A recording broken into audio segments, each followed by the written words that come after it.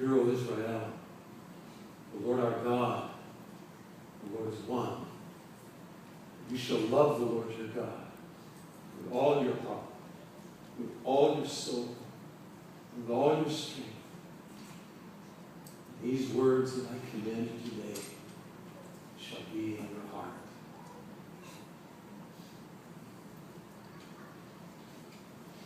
What a day. Shalom. Shalom. What a day. They just killed my friend today. Friend. I don't feel much like a friend right now. I would have called myself a friend until today. But now I feel more like just an acquaintance, maybe. I would have called myself maybe not a good friend, but at least a friend. Not a great friend like Peter and James and John and Thomas and Mary and Martha and Salome. But at least a friend. Acquaintance makes more sense right now. I loved to hear the stories of his good friends. You see, they had followed him for years. Over 3 years, I had just begun to follow the Master, Jesus. Just begun. But I loved to hear the stories of those that had walked with him for years.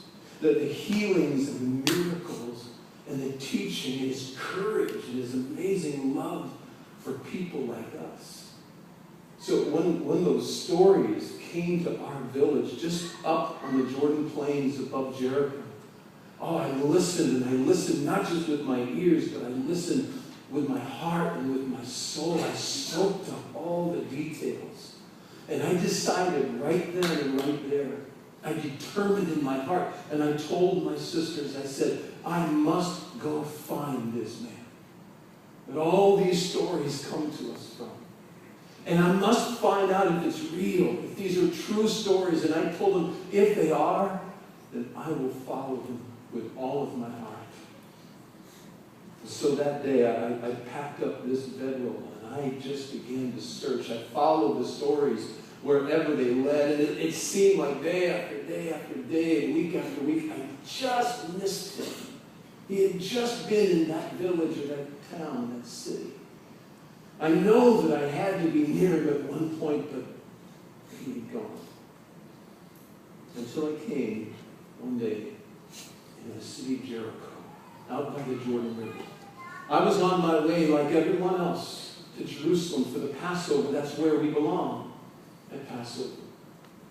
To worship God appropriately, to thank him for delivering our families, our ancestors, our nation from bondage in Egypt. When I came to Jericho that day, it was filled with all kinds of travelers, but there was this one multitude of people gathered around this one man, and I thought this might be him. And it was. And I watched as this multitude moved slowly, like multitudes do, through the cities, the streets of Jericho. And then he stopped. Jesus stopped. And I'm listening to everything that he's saying and watching him touch people and heal people. But he stopped and he looks up into a tree. And he calls a man down out of a tree. His name was Zacchaeus. And he said, Zacchaeus, I'm eating dinner at your house tonight. You better get out of the tree. And so he came down from the tree. Did Jesus know who this man was? All of us out there on the plains of the Jordan knew Zacchaeus. He was a tax collector. Let me just say, we didn't get along with Zacchaeus. He always took more from us than was right. Jesus hanging out with a tax collector. But something happened to the tax collector that night at dinner. I didn't get to go into the house, but when Zacchaeus came out, he came out with bags of money to repay the people that he had stolen from. Something had changed in that man's heart. And this multitude just was so thrilled at what they were seeing. And I knew that what I had found was the one that would make the change. Do you know what I mean by the change? Did you ever look around at this world that we live in and say to yourself, Really? This is as good as it gets? Won't life ever be right? Do you ever feel that way? And there was this hope that Jesus was the one that would bring the change, and something in my heart changed that night. And I said, you've got me. I'm following you wherever you go. And his disciples, they embraced me. They said, welcome. And we made our way over the next few days from Jericho up the Jericho Road to Jerusalem. I know we were going there for the Passover, but I knew that the change was about to happen. And Jesus would be our king, and something, maybe everything, was about to be made right. But when we came to Jerusalem, it was different. It was different than any Passover that I remember. Oh, it was an amazing week. Day after day after day, Jesus and all of us would go into the temple area, and he would teach, and he would preach, and he would heal. He turned over the tables of the money changers, and we were all at the back going, yes. They were always stealing from us, taking more than was right. It was going to happen right before our eyes. His courage as he faced the religious leaders was just amazing. And yet his love in everything that he said. I knew that it was about to happen. But then Jesus changed the whole tone, and he told us, this is the end for me. I thought, what could he be talking about? The end. This is the beginning. This is when it all comes together. What do you mean the end? No way, the end. He told us in details that he would die shortly. Couldn't understand it. And then yesterday, it was Passover. Jesus took his 12 closest friends, and they went away by themselves. The rest of us, we gathered together, and we celebrated the Passover. But that night, Jesus got arrested while he was praying. And then he was dragged through the city from one group to another. 2 trials happened before the morning was over today. And Pilate condemned him to death. And Jesus, carrying a cross, was taken through our city. People shouting horrible things at him. Us, me and my other acquaintances, we followed at what we thought was maybe a safe distance, trying to find the courage maybe to rescue him. It just wasn't there, at least not in me. And we followed at this distance as they took him out to the place of the skull, just outside the walls.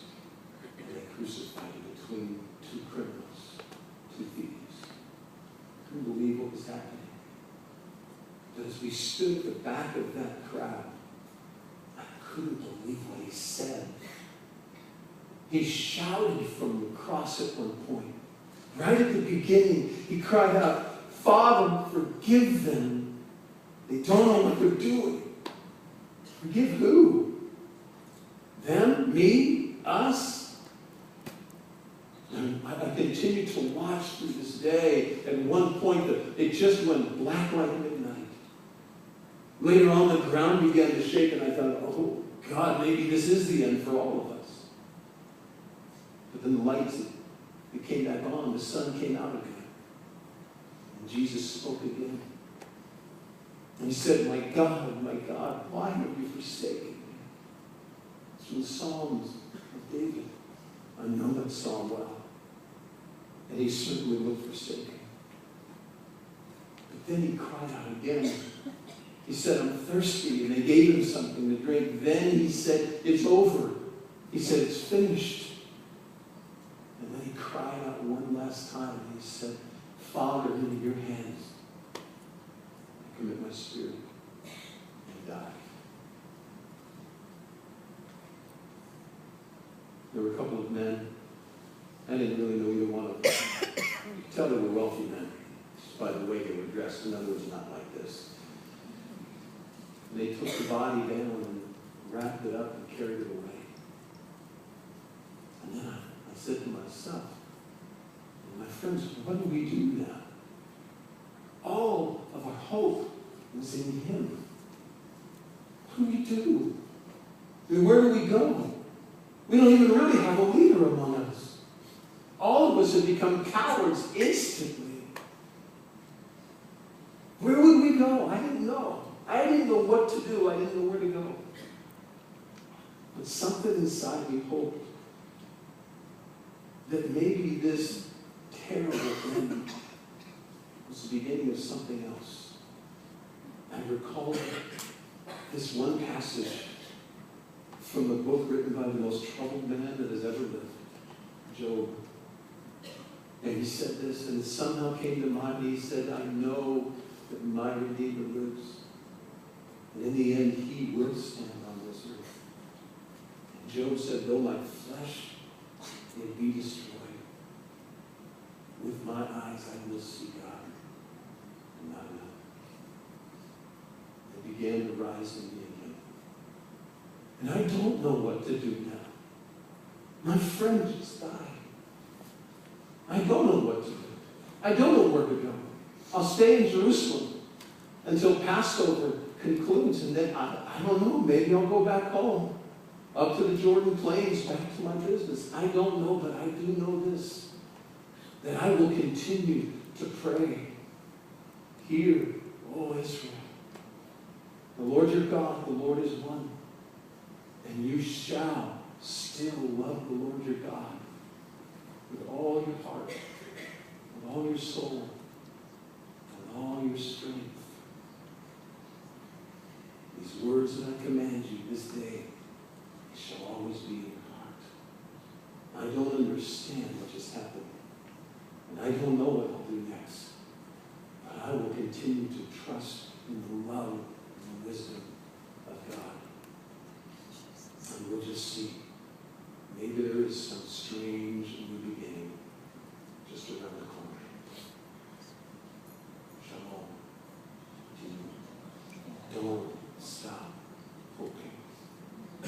Jesus promised that though he died, he would rise again. I can only imagine what it was like for the people who were called acquaintances at the end of the road, who had probably formerly been at least disciples, apostles, believers, friends. Now they're just called the acquaintances. Did they have a surprise waiting for them? How many of you know what happens in a couple of days? Is anybody here know? The story is not